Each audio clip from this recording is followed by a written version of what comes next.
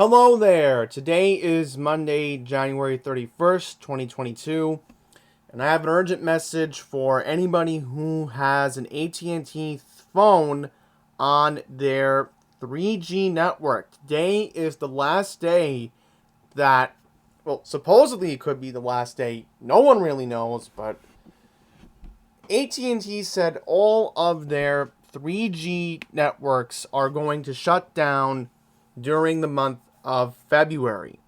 Now, at the moment, it looks like the only 3G network that's going to be around for this calendar year is Verizon, according to the FCC here in the United States, as they are planning to shut down its 3G network by December 31st of this year. So, if you're on Verizon, you have plenty of time to figure out if you're going to be able to find an LTE phone or a 5G phone in that sense.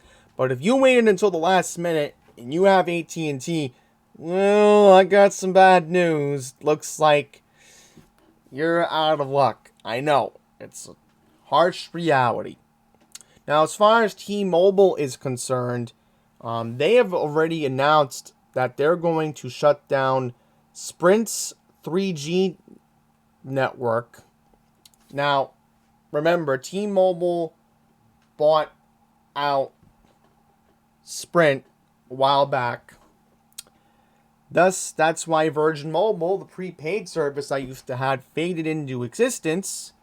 And that's why Dish Network, who owns Boost Mobile, already shut down the 3G network. So, Dish Mobile now has their own carrier. And what does this mean? It also means that Sprint's 4G LTE network is going to shut down on June 30th of this year. So, here's the interesting thing. The 2G network on T-Mobile is still active. So, the old 2G technology that was on the first iPhone is still available on T-Mobile. Which, honestly, who even wants to use that in 2022? But in all reality, if you waited until the last minute and you're on AT&T, you may need to really plan ahead and maybe look for a phone last minute today. I don't know. But I'm going to put this link in the description below. I just want to let you know that if you have an iPhone 6 and newer, you're going to be fine. The iPhone 6 supports a technology called Voice over LTE.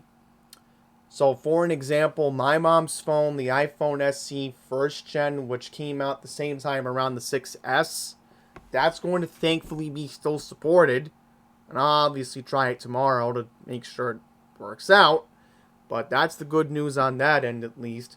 But the sad reality is the old Samsung Galaxies before the... I'm just double checking it. Oh, okay. So the Samsung Galaxy S5 is still going to be active. Okay, yeah. Samsung Galaxy S3 is going to fade into existence, which was my first smartphone, which still is working, surprisingly, in 2022, which my dad uses it for an internet radio on Wi-Fi.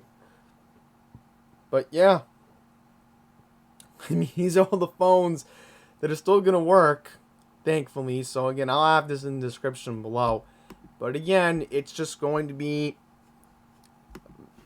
sign of the times that everybody's trying to move ahead to 5G. And obviously, I would love to get an iPhone 12 in the future, because it was the first 5G iPhone ever created, and I want that for the historical purpose. But knowing my luck, I'm going to be having an iPhone 7 laying around, jailbreak, my iPhone 8, which is my current phone at the moment, and down the line I may do a different video of me possibly trying to get an iPhone 4S to use as an old school iPod Touch. So, for the meantime, the good news is if you have any of these 3G phones, make sure that Wi-Fi is still around. Try to use Wi-Fi as much as possible. I know that's a lot to say, given that you're not going to have any data service as of tomorrow, February 1st, potentially. But I'm just going to say this for everyone who's on AT&T's 3G service. Seriously, try to get a new phone today. In fact, if you're not desperate, if you're on AT&T, what I would recommend doing is try to get a phone for 30 days, try to get the prepaid plan, and then just shop around from there. That's what I would recommend doing, because I bet a lot of AT&T stores are going to be very busy once this video is put out, because I'm trying to put this video out at 8 a.m. All right, this is a pre-recorded video. All right, so you should be seeing this video after 8 a.m. on Monday, January 31st. So please consider what you have on the table, because again, I'm very worried for any of my viewers who have AT&T, who do not have an iPhone 6 or newer, for an example. You're going to be completely out of luck. You are not going to have any cell service. So just keep that in mind. Also, I will say one more thing to quickly wrap up this video.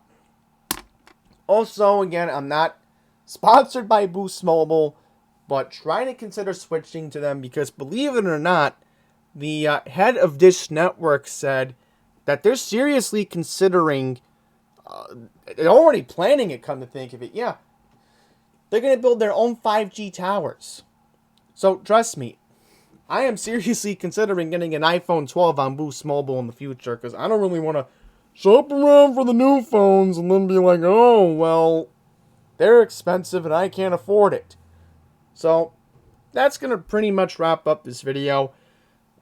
This is just a quick message to any of my viewers who have AT&T and you're on their 3G network. I mean, again, if you're on Verizon, you have plenty of time. I will definitely do a video, definitely by the end of the year. As far as T-Mobile is concerned, I will do a separate video on that on March 31st. So I'm just taking a look at the March calendar. So the 29th is Tuesday, 30th is Wednesday. Okay, so Thursday, March 31st, I'll have a separate video for anybody on T-Mobile regarding this, because maybe by then they'll have their own list. But the AT&T list I'll have in the description below. So take care and pretty much try to prepare for the 3G shutdown on AT&T as soon as tomorrow. Thank you for watching.